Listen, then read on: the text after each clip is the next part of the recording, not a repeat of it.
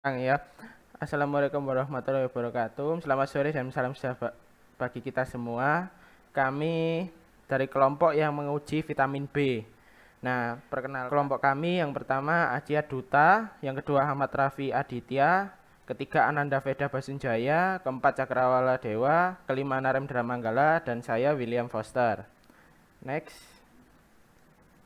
Nah, latar belakang kami memulai suatu penelitian ini, vitamin sendirinya merupakan suatu molekul organik yang sangat diperlukan tubuh untuk proses metabolisme dan pertumbuhan yang normal. Vitamin tidak dapat dibuat oleh tubuh manusia, maka harus diperoleh dari bahan pangan yang dikonsumsi. Vitamin pada umumnya dikelompokkan menjadi dua golongan utama, yaitu vitamin yang larut dalam lemak meliputi vitamin A, D, E, K atau vitamin dan vitamin yang larut dalam air yang terdiri dari vitamin C dan B. Nah, kebutuhan akan vitamin tergantung dari jenisnya dan dipengaruhi oleh usia, jenis kelamin, keadaan fisiologis seperti kehamilan, menyusui, kerja berat tubuh, dan cara konsumsi makanan. Next. Nah, tujuan dari percobaan kami adalah untuk mengetahui adanya vitamin B pada bahan pangan. Nah, prinsipnya apa? Berdasarkan reaksi kimia antara vitamin B dengan PB asetat dan NaOH disertai pemanasan sehingga membentuk endapan berwarna coklat kehitaman. Nah, di sini terdapat rumus dari reaksi percobaan. Silakan dilihat gambarnya dan coba dipahami. Selanjutnya dilanjutkan oleh teman saya. Metode percobaan. Yang pertama ada bahan yang digunakan. Bahan yang digunakan dalam uji vitamin B adalah sampel G, hemaviton C100, sampel D marjan, sampel K malkis, sampel A selai manita coklat, dan sampel L kuaci. Yang kedua, pereaksi yang digunakan. Pereaksi yang digunakan dalam uji vitamin B adalah PB asetat dan NaOH 1:10. Yang ketiga, ada alat yang digunakan. Peralatan yang digunakan pada uji vitamin B adalah tabung reaksi, sejumlah sampel yang digunakan, pipet sejumlah pipet yang digunakan, terbat, penjepit pipet. Next, metode percobaan. Metode percobaan yang digunakan dalam uji adalah seperti gambar di samping, bisa dipahami seperti itu. Next. Untuk hasil pengamatan dapat dilanjutkan oleh teman saya yang selanjutnya. Silakan.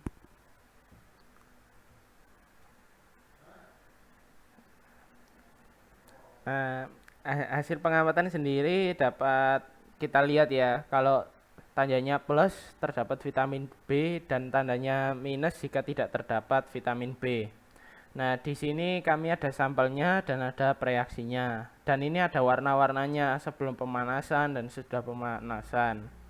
Dapat dipahami ya, tabel-tabel dari kimia-kimia ini dipahami, dicatat, ditulis ya sekiranya.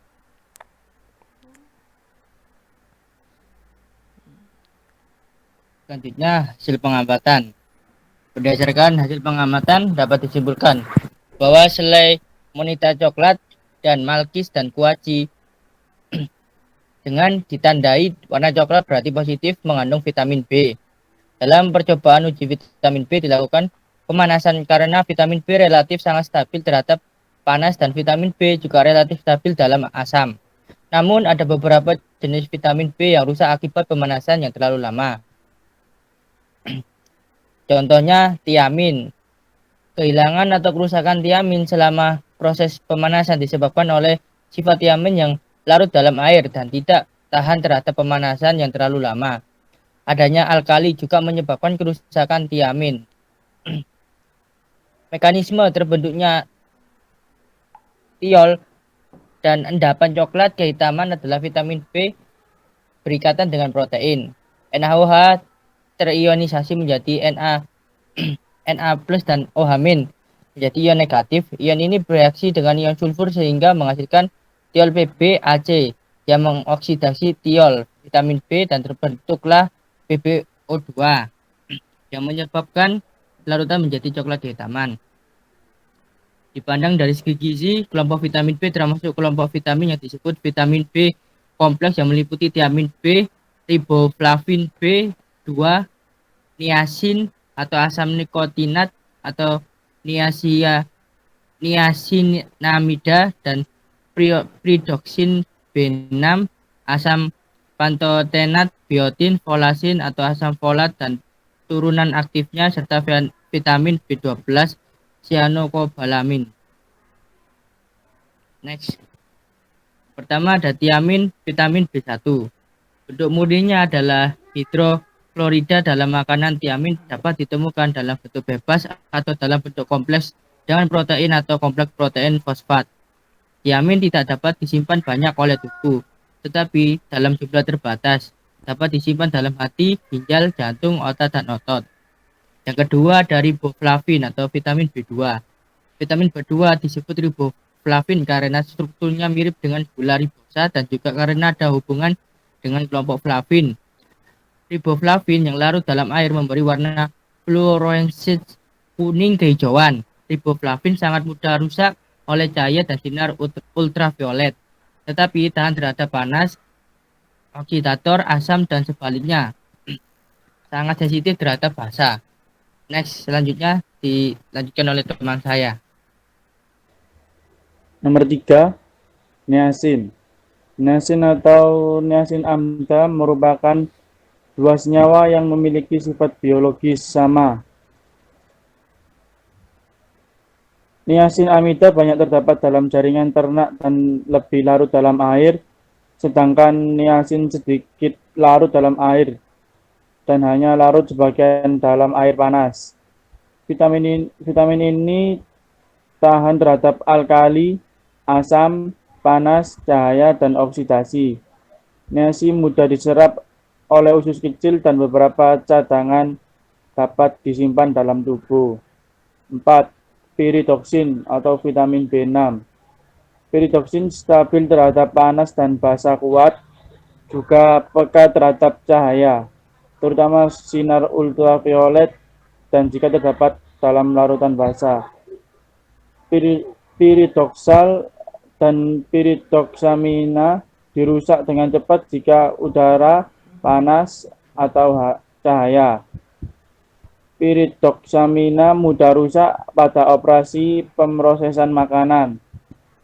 Pengaruh pemrosesan terhadap arah pyridoxine dalam susu dan produk susu tidak ada kehilangan akibat pasteurisasi, penghomogenan, dan produksi susu kering. 5. Asam pantotenat.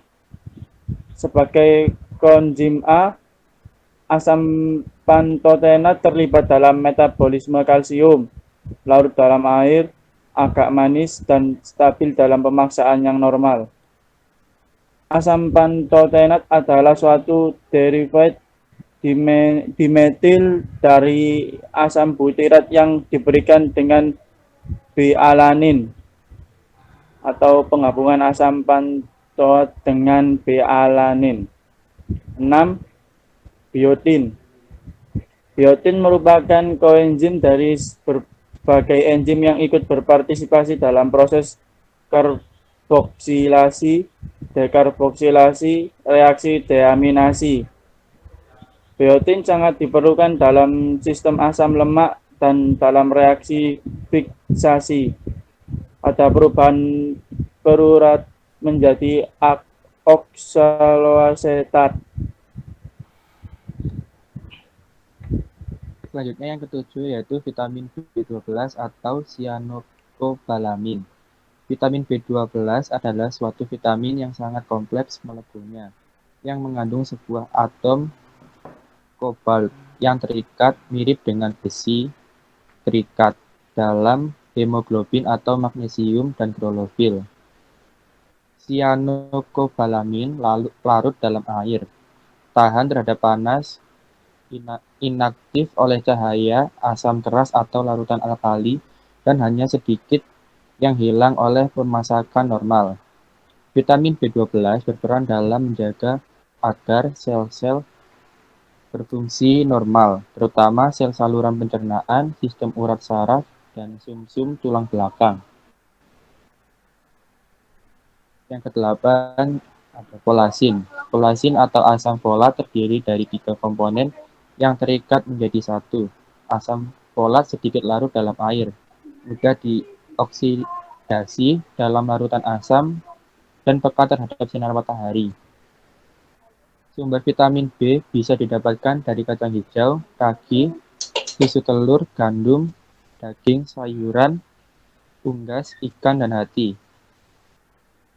Fungsi vitamin B adalah berfungsi untuk menjaga sistem saraf dan fungsi jantung manusia. Untuk pertumbuhan anak-anak, untuk meregenerasi sel, proses pembentukan sel darah merah, mencegah bibir pecah-pecah, membantu dalam mengkonversi lemak dan protein dalam menjadi tenaga dan proses pembentukan antibodi. Kekurangan vitamin B dapat menyebabkan insomnia, kulit bersisik, bibir pecah-pecah, sariawan, mengganggu sistem pernafasan, mudah capek, dan terserang penyakit kulit. Kesimpulannya, berdasarkan hasil pengamatan uji vitamin B dapat disimpulkan bahwa sampel selai, monita coklat, malkis, dan kuaci mengandung vitamin B karena terbentuk endapan berwarna coklat kehitaman. Dan sarannya adalah, dalam melakukan uji coba ini, praktik harus tepat dalam memasukkan banyak sampel dan juga reaksi yang digunakan karena akan sangat berpengaruh dalam hasil akhir. Hal itu terlihat pada saat pengujian beberapa sampel yang tidak sesuai dengan hasil asisten, dan juga alat-alat digunakan harus dalam keadaan bersih. Terima kasih. Mohon maaf jika ada salah bicara. Wassalamualaikum warahmatullahi wabarakatuh.